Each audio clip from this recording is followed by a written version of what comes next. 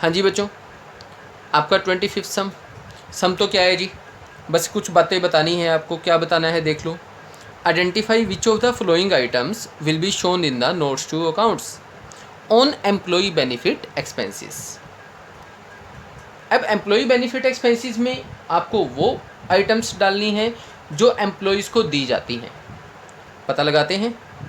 Wages जाएंगी employee benefit में, जाएगी। पे जो मंथली होती है जाएगी, बिल्कुल जाएगी।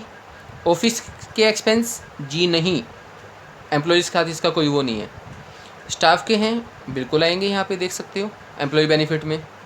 ये नहीं आएंगे। बोनस जाएगा, एम्प्लॉयज़ को दिया जाता है। लीव एनकैशमेंट एक्सपेंसेस बिल्कुल जाएंगे। क्या होते हैं, मीनिंग बता दो।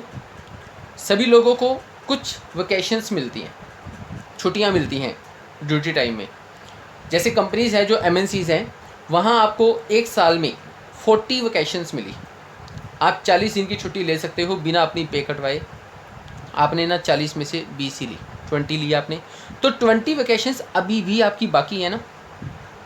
उसका पैसा आपको कब मिलता है, जब आपकी जॉब कंप्लीट हो जाती है। मान लो आपने उस कंपनी में 30 साल काम किया, 30 साल के बाद आप वो कंपनी छोड़ते हो, तो 30 साल में जितने दिन आपके ऐसे थे जो अनअवेल्ड थे, जिसको आपने यूज़ नहीं किया था छुट्टियों को, उन सब के इकट्ठे पैसे आपको मिलते हैं।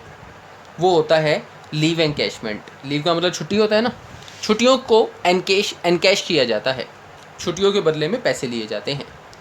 Expenses on employ stock option scheme, बिल्कुल ये भी जाएगा किसमें, एम्प्लॉय बेनिफिट एक्सपेंसेस में।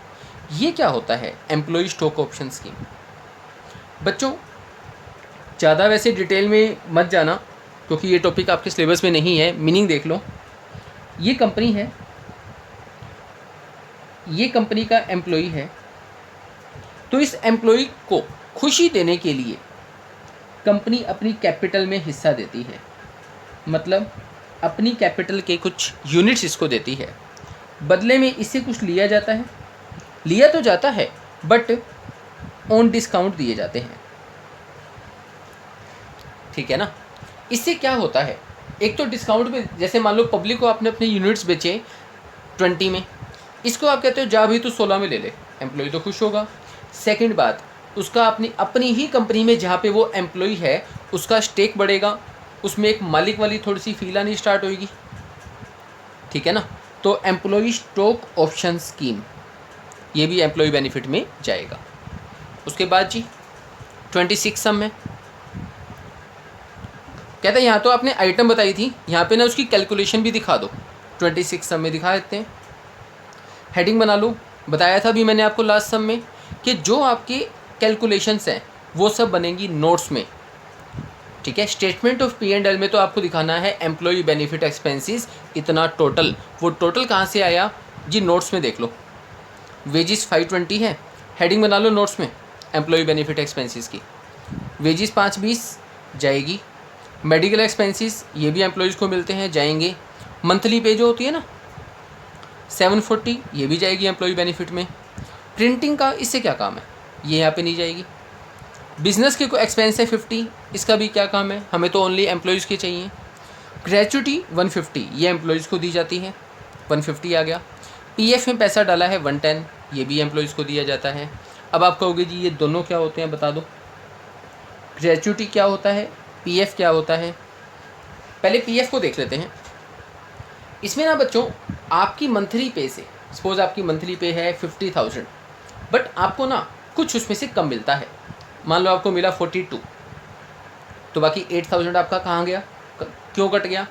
उसके लिए एसबीआई में या पोस्ट ऑफिस में एक अकाउंट खुलेगा जिसका नाम होगा पीएफ, प्रोविडेंट फंड, ठीक है। आपकी जेब से 8,000 गया, वो आपके अकाउंट में जमा हो गया। जब आप जॉब छोड़ोगे ना, तो आपको जितना पैसा आज तक जमा हुआ है, मान लो आपने 20 साल काम किया, महीने का 8 कटता है, तो 20 साल में तो कितना ही हो जाएगा, लाखों में इकट्ठा होता है। तो ये पैसा आपको अपनी जॉब छोड़ने के बाद मिल जाता है बच्चों, ठीक है।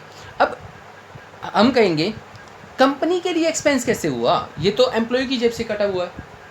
कंपनी के लिए बच्चों ऐसे हुआ, पीएफ में एक सिस्टम होता है कि जितना पैसा एम्प्लॉय की जेब से कटेगा ना, उतना ही पैसा कंपनी भी डालती है।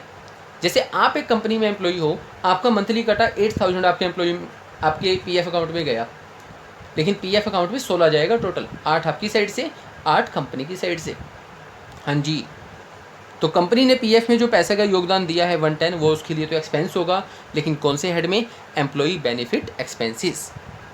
ग्रेचुइटी क्या होता है? ये भी बच्चों जॉब छोड़ने के बाद आपको अपने मालिक की साइड से, कंपनी की साइड से एक लमसम अमाउंट दिया जाता है, ठीक है ना। तो ये जो लमसम अमाउंट होता है ना, इसको हम ग्रेचुइटी कहते हैं।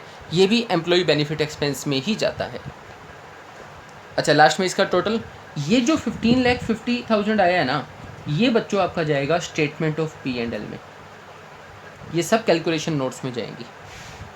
ओके है जी।